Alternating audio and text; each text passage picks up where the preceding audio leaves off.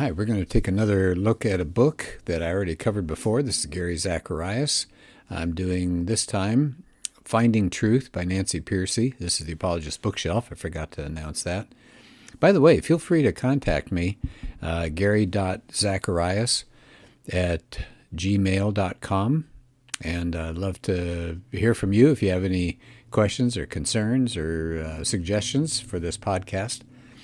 Okay, so Nancy Pearcey's book is called Finding Truth, and it's a critique of secular culture, but it's also a guide for correcting it. So I'm going to cover one of her early chapters here. This is part 2 of the book, and it's called Twilight of the Gods. And what it is, it's going to cover, let me back up for just a couple of pages here.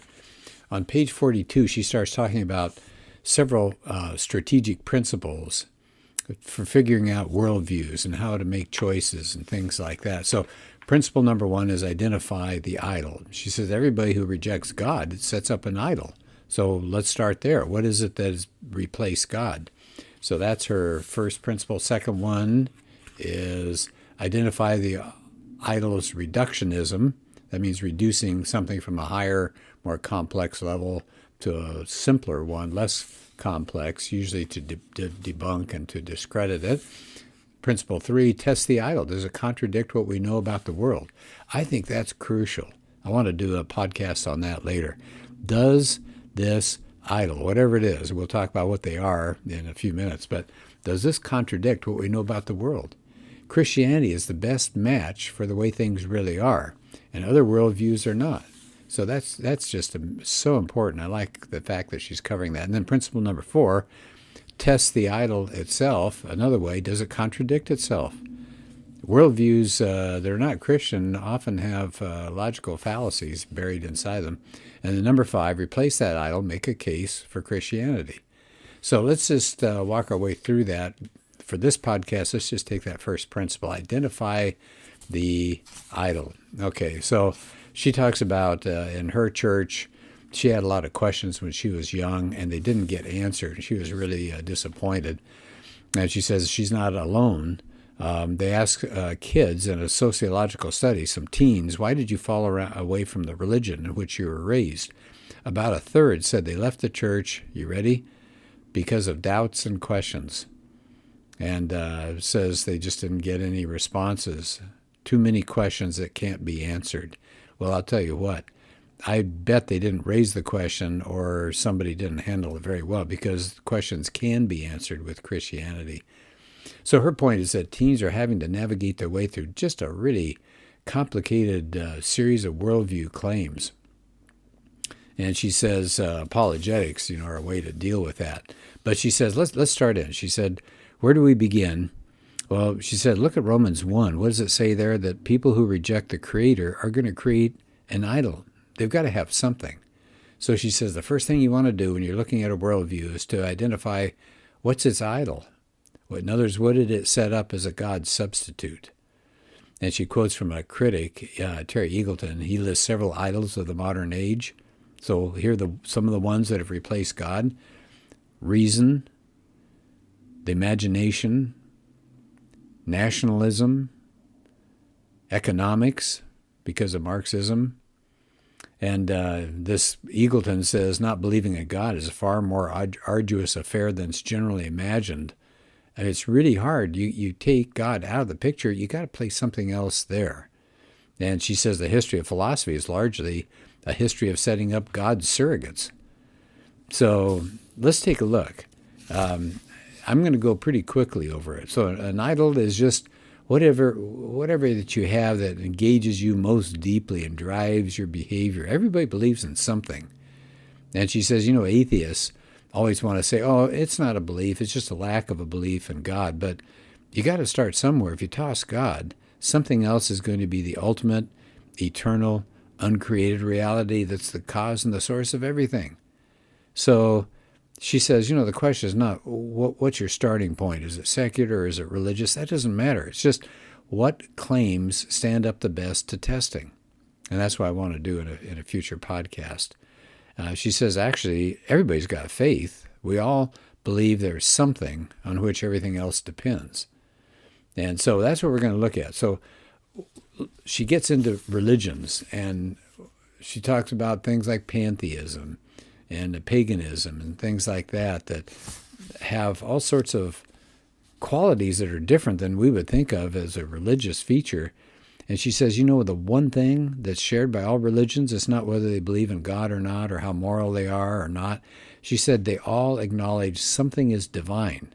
So there's got to be some kind of eternal reality that's the origin of everything else. And she talks about paganism. And then she gets into philosophers. She said if you identify the idol, that gets to the core of any religion, and it gets to the heart of any philosophy. And so she talks about Plato and Aristotle. Okay, so we'll skip over that. But she says there's the church of physics. In other words, you make an idol out of matter. Today we call it scientific materialism. That's the idea that physics will explain everything in chemistry. And chemistry explains biology, and biology explains the human mind. Nothing's left over. So physics is the ultimate explainer. And sometimes it's called physicalism. She said that's a divinity claim. She says without a doubt. In fact, she quotes from a materialist. John Searle says, there is a sense in which materialism is the religion of our time. You bet it is. She says Dallas Willard has got this materialism creed captured nicely. Here's what he said. There's one reality, the natural world, and physics is its prophet. And she mentions Carl Sagan talking about the cosmos is all there is, or ever was, or ever will be. That's materialism. And when you mess with it in the economic realm, you end up with something like Marxism. And she says another widely held idol today is empiricism, the idea that only things that are you could put in a test tube, right? Things you can see and feel and weigh and measure, that's reality. The only thing we can rely on are these empirical facts. And David Hume was a big idea behind this, pushed this idea. It makes an idol out of the sensory realm. In other words, if you can't test it, put it in a test tube, it's not real. Or as scientism often says, if you can't put it in a test tube, it's not important. Science is the only thing that's important. Well, said, let's see, let me skip over this. She says, empiricism says the only source of genuine knowledge is sense impression, sights and sounds. Oh, but wait a minute. How do we know whether our sense impressions are true or accurate? How can I be sure that my senses are telling me the truth? And the philosophers of empiricism kind of scratch their heads. John Stuart Mill said, we really don't know anything about the external world. Really? Yeah, we can't step outside of our minds to see what the world really is. So our mind is kind of in the way. So the only thing we can really tell about, according to these empiricists, is just a succession of sensations. It's just sensations. So that you can't build a bridge from your internal mental images to the external world. We're stuck. We're trapped in our minds. Well, that doesn't sound very helpful. Well, the rival of empiricism, she said, historically was rationalism. That claims the only thing you can know, right, the only standard of knowledge are ideas in your mind. But you can't step outside your reason to test whether that's accurate. So that's stuck as well. You can't bridge the gap from your head to the external world. And she says then you end up with a kind of a skeptical crisis. And philosophers were looking for some other source of truth. Where are we going to get truth? Well, the founder of empiricism was Francis Bacon, and he said sense perceptions. Well, maybe. Then you had rationalism with René Descartes. He said the only thing that he knew that he couldn't doubt was his mental processes. There's some kind of self in there. So Bacon and Descartes have some kind of Christian conviction, but they didn't treat God as the final source of truth. They replaced God with what? The individual consciousness. Just your mind. It's your first person. That's the core of the modernist project, right? The one thing we can't be mistaken about is just our minds. She says these Enlightenment thinkers were seeking a God substitute. And now we got another authority. It's the authority of the senses. So we're kind of stuck. The search for godlike knowledge is restricted to just the self, the little universe of the self. So much for knowing all about how the universe works. She says, along comes Kant. So if empiricism and rationalism kind of leave us trapped inside the minds, maybe we should say there is no external world. It's just the mind that creates the world, and that's Immanuel Kant. So for him, reality is just a construct of the human mind. Wow. So the primary reality is not matter at all, but mind.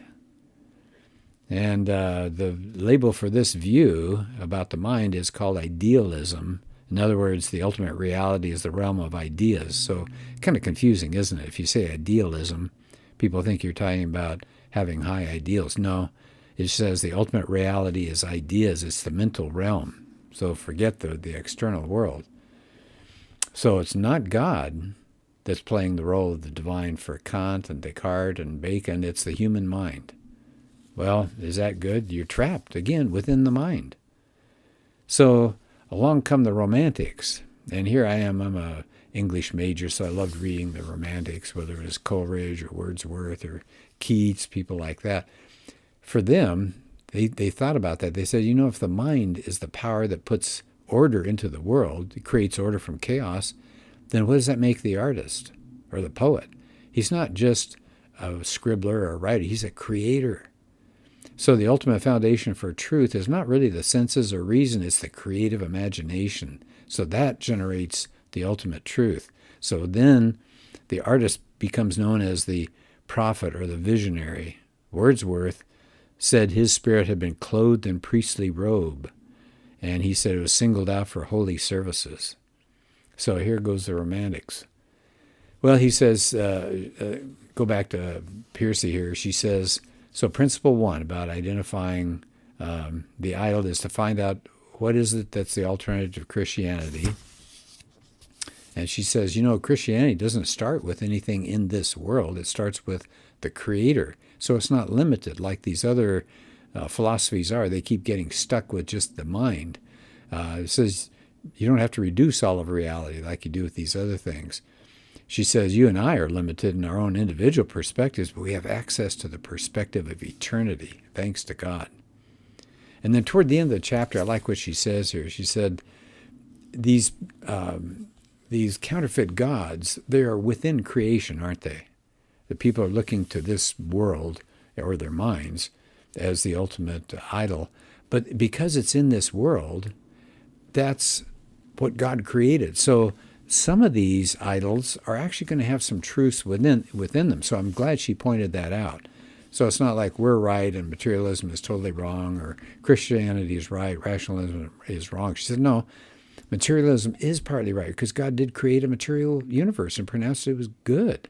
So we shouldn't be surprised that scientists who embrace materialism can tell us quite a bit about the physical universe. What about rationalism? Well, God did create the world. It has a rationally knowable structure, and the human mind can look at that. We're created in such a way that we can untangle this and begin to know a little bit about how the universe works. Empiricism gets right some things. God did create a world that has a sensory dimension to it. What about Romanticism? Well, she said that was good. It opposed worldviews that just reduced humans to complex mechanisms.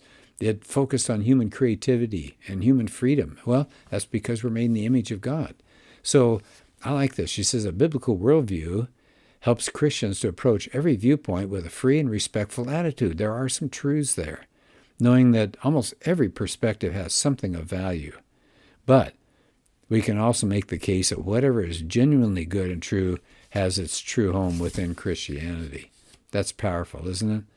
So this is just giving you kind of it was a quick run through, obviously, but just gives you a feel for what she's doing. She's showing that there are alternate idols out there, but they fall so far short of Christianity, they limit us. We get limited in our minds. Christianity opens us up to the entire world and the world beyond as well. Okay, so that's Nancy Pearcey's book, Finding Truth. It's a deep read. It's not a quick, easy read, but it's good. It's got so much there. It's a rich read. All right, well, thanks, and we'll do another podcast soon. Hope you're having a good day.